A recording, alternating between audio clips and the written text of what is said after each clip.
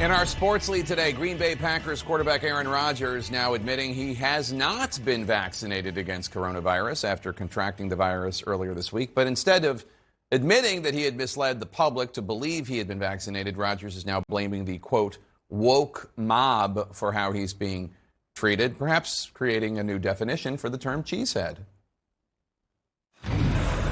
I realize I'm in the crosshairs of the woke mob right now. So before my final nail gets put in my cancel culture casket, I think I'd like to set the record straight on so many of the blatant lies that are out there about myself right now. I'm not, some sort of anti-vax flat earther.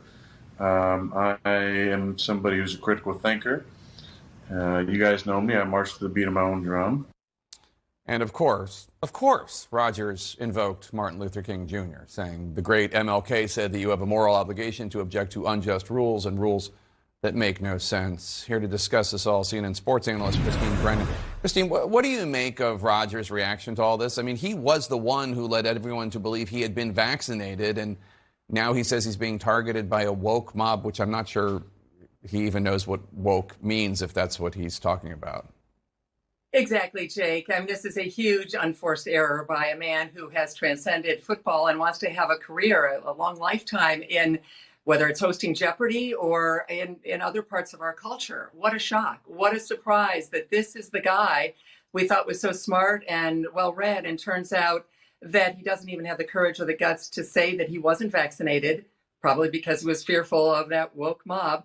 And even now, given a chance to explain away his errors, he did not do it. Consider that he did not wear a mask day after day when he would meet with the media at the Packers facility or after games like he was supposed to, because he was unvaccinated, but he was trying to have the charade that he was vaccinated, apparently.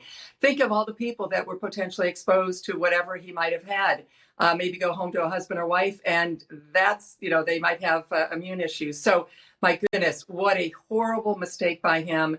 I think we're seeing a very different side of Aaron Rodgers, and I think we're seeing a side of Aaron Rodgers that people are really, really disgusted by. He's talking about facing cancellation. He's not facing cancellation. I mean, talk to Colin Kaepernick about facing cancellation, but is there any kind of discipline that he might face for being so misleading?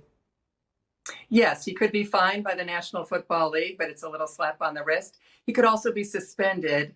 The odds are that it will be more the Packers that are looked at and get some kind of a fine. My guess is it'll be a fine, Jake, because the bottom line is the NFL wants Aaron Rodgers back on the field. The question, I think, moving forward is, what does the rest of America think? And, again, as I said, he was on Jeopardy. That's a double and triple vaxxed audience there. And so what he has done, I think, is irreparable damage to the kinds of things he was hoping to be, that crossover star, much different than your average old football player. But yes, he could face some punishment. I think the punishment will be much greater over his lifetime, potentially in endorsements. We'll see how it plays out. But I'm sure that a lot of people who are vaccinated and concerned about these issues are looking at him and saying, what in the world